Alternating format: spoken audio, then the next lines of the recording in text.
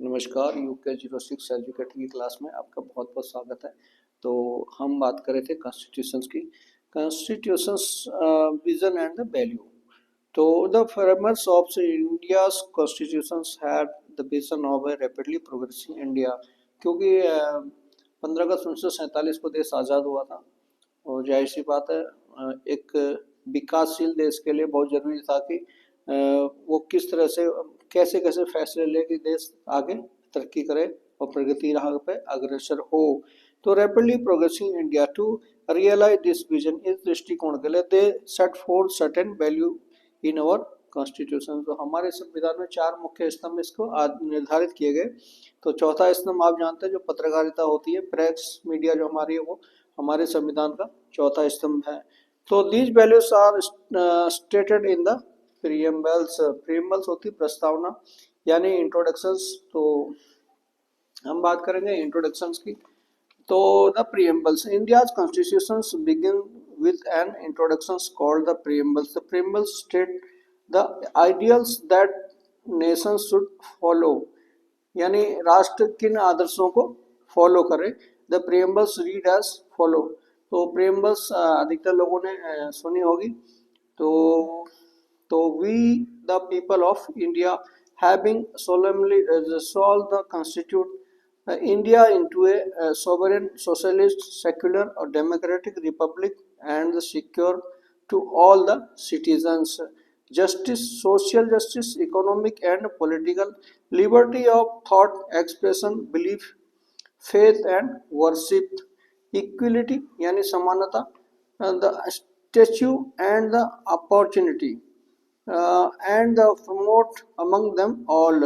और यह तुम्हारा fraternity, assuring the dignity of the individuals and unity and integrity of the nations in our constituent assembly this 26th day of the November 1949 to hereby enact and give to ourselves these constitutions।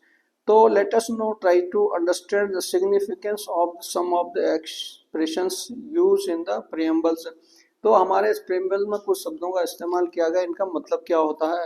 Power of peoples, the word we the peoples, we the people of India do hereby adopt, enact, give to ourselves these constitutions imply that our constitution has been prepared and given authority by the representatives of the people।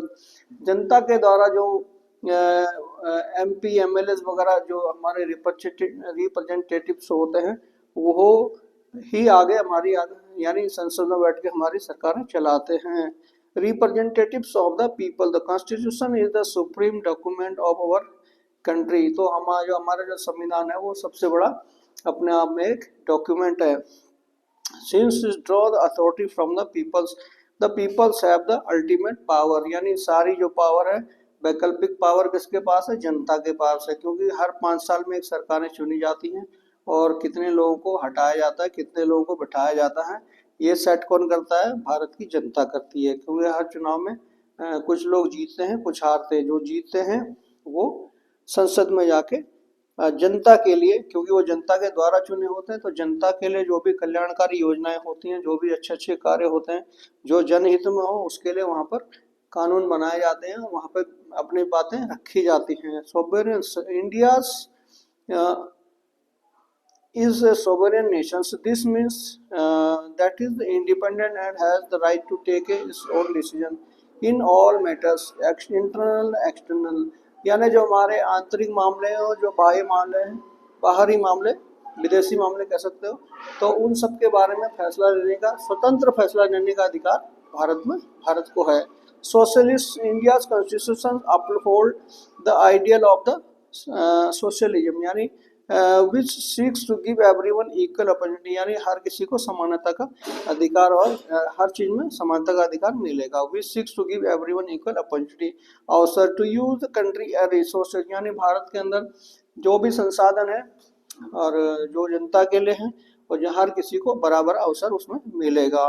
In the long run this will help reduce to gap between the rich and poor, जिससे अमीरी और गरीबी के बीच का जो अंतर है वो कम हो जाएगा। Secular India secular country, Bharat क्या है, वो धर्मनिरपेक्ष राष्ट्र है।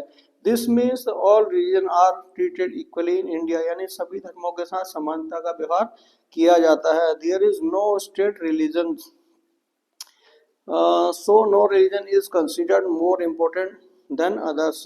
Here state does not mean the government, यानी राज्य से यहाँ किसी सरकार को नहीं आंका गया हुआ है।